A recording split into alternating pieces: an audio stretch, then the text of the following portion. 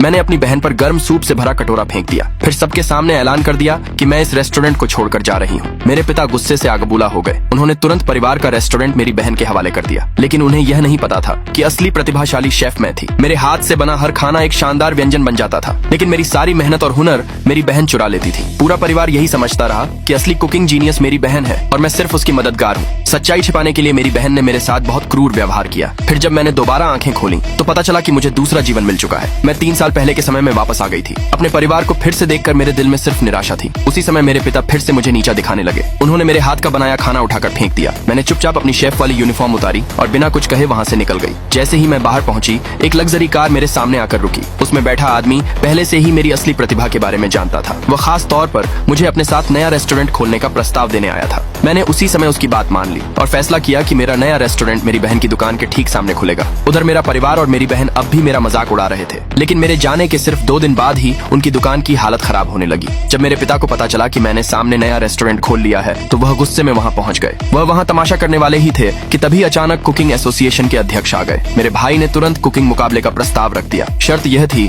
कि जो हार जाएगा उसे अपना रेस्टोरेंट बंद करना पड़ेगा। मैंने बिना डरे चुनौती स्वीकार कर ली, लेकिन मेरी बहन ने मुकाबले के लिए एक प्रोफेशनल शेफ बुला लिया। मेरे पिता यह देखकर बहुत खुश हुए, लेकिन उन्हें क्या पता था कि वह शेफ मेरे ही शिष्य के शिष्य थे। सब लोग उस शेफ की शानदार कला देखकर उसकी तारीफ करने लगे। सबको यकीन था कि मैं हार जाऊंगी। कुछ देर बाद उसने अपनी डिश पेश की, खूबसूरत डम्पलिंग्स की प्लेट। उसे देखते ही लोग तारीफों में जुट गए। फिर मेरी बारी आई। मैंने अपनी डिश एक कटोरे से ढककर पेश की। वह शेफ तुरंत मेरा मजाक उड़ाने लगा, लेकिन अगले ही पल कुछ ऐसा हुआ कि सब दंग रह गए। मेरी डिश खुद ब खुद हिलने लगी। पूरा हॉल हैरानी से भर गया। ये देखकर अध्यक्ष खुद को रोक नहीं पाए और उन्होंने कटोरा उठाया और उसी पल पूरे कमरे में सुनहरी रोशनी फैल गई। अगले भाग के लिए नीचे कमेंट में यस लिखे।